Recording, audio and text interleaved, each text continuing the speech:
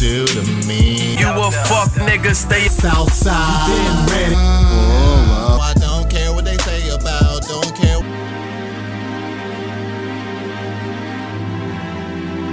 Where's my damn lighter? Hey yo, what's good you guys? It's Boomer and you're watching Bali Star. Today we're getting into Female Rapper Hates Her Fans by Jamari, man. So on the thumbnail it shows Doja Cat. Now I still listen to the radio from time to time and I be hearing some hip hop stations talking about Doja Cat. Now I don't really care about all of that, you feel me? But I was listening because I thought it was interesting that an artist would talk to her fans like that. You know, it's like, now I'm thinking on one hand, why would you do that? Like, you needed those people, you needed the views of those people and the likeness of those people to build you up. Why would you be like that? You know what I'm saying? Like, it makes no sense. You feel me? It's like, dude, you needed views. You know what I'm saying? Like, you needed the fans. You know what I'm saying? Like you needed people to, you know what I'm saying, bring you up to where you are now. But on the other hand, I'm thinking maybe she just put it up just to put it up. I don't know. Like to her it's like art or something. You know what I'm saying? I mean, it is art. You know what I'm saying? But maybe she just wanted to put it up. You know what I'm saying? Yeah, it's art. You feel me? But I heard that, like, no, she was under a label when she did I'm Like a Cow or something. I heard she was under a label. So, but yeah, man, let's get straight on into it, man. Make sure to leave a like, support the video if you enjoyed, subscribe if you're new so that we can join up with the all-star gang up in this thing. Hey, man, let's get it.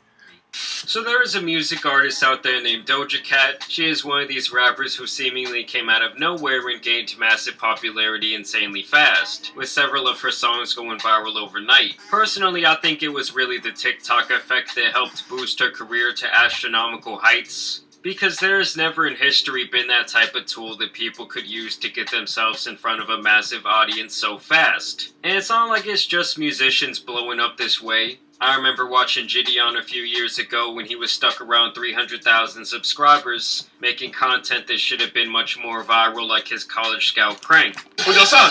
1 and 4. 1 and 4? 1 and 4. What position he play? One play corner, one play free safety. Said free safety and Waterboy? Corner and free safety. I know, guys. I'm hearing Waterboy. What else? No, corner and free safety. Oh, okay. I thought you said Waterboy. I know you said my bad. You ain't know that. After I saw that, I questioned why he hadn't blown up in the way that he should, but once I started seeing him go crazy on TikTok, he was then an unstoppable force online. I think at one point he was even ranked in the top 5 influencers in the world. And I've seen the same thing happen for comedians, podcasters, and really any genre of entertainment that you can imagine. Now in the case of Doja Cat, she just kept dropping hit after hit, accompany this with 2 very well received albums, and she put herself up there with some of the biggest stars in music. She could rap, she could sing, she was beautiful, and she was surrounding herself with the right people and making the right music. In general, she really did seem like next up to break into the icon territory. But recently it seems like she has been doing everything in her power to squander that opportunity. I remember the first little drama that started with her was uncovered last year, when people found old screen recordings of her hanging out in chat rooms with what I would basically describe as incel 4chan weirdos, and the narrative was that she was thirsty for their attention. Would you feed a tube into my with a funnel at the end and pour all types of liquor down there? Now I bring this up because it was like the first little kink in her armor. It was like the first time people could say anything negative about her, and she likely experienced a negative news cycle surrounding her. She's just weird to me. And listen, man, I'm just gonna get this out the way. When she shaved the eyebrows, I don't know, man. That I'm like, yo, what the heck? I don't know, man. That's her name. Let's just say I'm good on her. Tiny Chat is a place for everybody. It's a place for Before I saw that, I all thought she walks looked of life. pretty bad. And sometimes She was weird, but she was it's bad. hurtful to people. It's hurtful to my fans because of me. Because I spent time. I mean, you have to be pretty weird to make a music video saying like I'm a cow. You feel me? Like maybe not banning at the right. I've seen it, and I know that I've been targeted by it, and I know and her that head looks it's like a gray controllable. alien. From here, she would give herself the Britney Spears treatment, shaving off her hair and even her eyebrows, and displaying some manic behavior to say the least. I don't like having hair. I never liked having hair. It was like every week she had a new look going on, and of course with her being this up-and-coming icon, people had their varied opinions on these changes. Still, fans loved her and considered this to just be an artistic phase that she was going through at the time, which is not unheard of for a music artist feeling suffocated by their own fame. But then you fast forward to May of this year, where Doja Cat tweeted out that those two well-received albums I spoke about were nothing but cash grabs, basically insinuating that she made this pop music for nothing more than to gain popularity and make money. This came off as very deceptive to her followers, and many people found it to be like she was almost mocking the very people who love these albums and made them successful. So now that I think about it, it could have been a hack. Like she had Should've tricked been them hacked. into consumption. From here, I don't this know. made people question what about her was actually genuine. I like to downplay a lot of shit, but this is it's a big deal. After this, she insisted that she would be changing up her music in the future, and it seemed like she wanted to be taken more seriously as a rapper. And like I said earlier, she can really rap, but why shit on the people who supported your old music? It's just a stupid look. It reminds me of this quote from Mac Miller, another artist who went from making pop frat boy rap to experimental introspective music. And he basically said that he had to make the music for a more general audience to gain popularity, so he could in turn make the music he really wanted to create. But he said this in a way where he didn't shit on anyone who liked his older stuff. Now recently Doja Cat went out of her way once again to shit on these older fans, R.I.P. to tweeting the out, "My fans don't name themselves shit. If you call yourself a kitten or kittens, that means you need to get off your phone and get a job and help your parents with the house." Also going at a couple of fans who questioned these tweets, saying that she doesn't love them because she doesn't even know them, which logically is a very fair thing for anyone with fans to think, especially in this modern era where the Don't save her. relationships have become so parasocial, but it really just came off as deeply ungrateful and unnecessary. I get that she might not enjoy the double-edged sword that is fame, but why not just get off the internet if you don't want everyone up your ass? I used to like your music, but you treat your fans like that. Dude, literally stop. You act like I have some responsibility to be like babying people and treating people like stupid.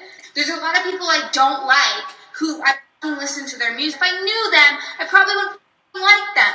I'm not.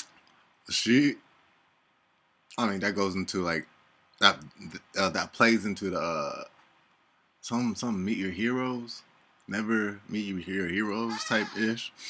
What she just said, but also the way she said that is like, oh, sometimes I don't even want to meet them. That reminds me of if you ever seen this one show called Community.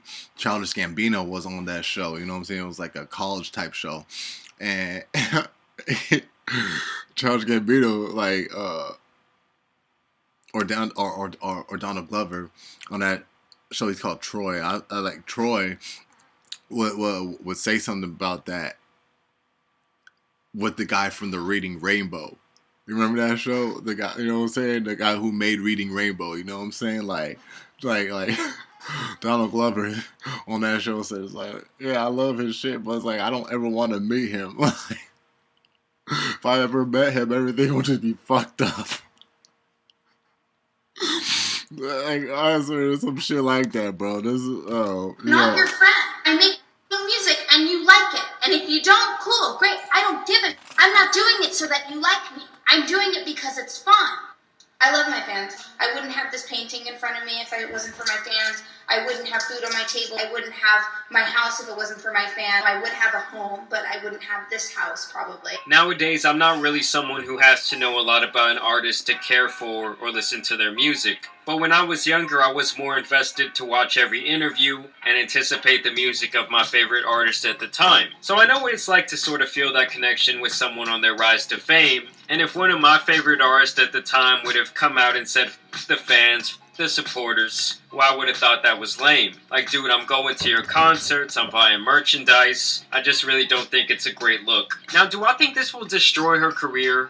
No. But do I think this fan element is essential for female artists specifically to become stadium sellout caliber? Yes, I do. Look how crazy people go for the Taylor Swifts, Beyoncés, and Nicki Minaj's of the world. These artists all have cult-like followings behind their music and really take the time to create this atmosphere that only their most obsessed followers can exist in. I do find this to be a very interesting, kind of unprecedented moment though, where we live within this social media atmosphere where it's like you can know everything about your favorite artist, your favorite athlete, whoever it is, and at that very same time the person is like, no, this kind of sucks. I don't really like this whole stan culture going on around my name. But I do want to know what you guys think about this whole situation down below. Personally, I still find her to be one of the most talented music artists out there, but I'm sure there's also some people who really don't like this type of behavior. Y'all let me know what you guys think down below. As always, I do want to thank you guys for watching today's video, dropping a like and subscribe. Only time will tell. Alright, you guys, so that was Jamari with female rapper hates her fans meeting Doja Cat. Hey man, it is what it is, you feel me? It is what it is. But y'all let me know your thoughts about it down in the comment section down below. You already know it's Boomer and you're watching Bali Star, man. Make sure to leave a like, just support the video if you enjoyed it. Subscribe if you're new so that way you join up with the all-star gang up in this thing. Hey man, brand new album, The Cursed Blessing Deluxe. It's deluxe, baby. It's the deluxe version. You feel me? Just off that fact alone, that it's the deluxe. So go peep that. Yeet 100. I don't know what to do. I just want you to come to me.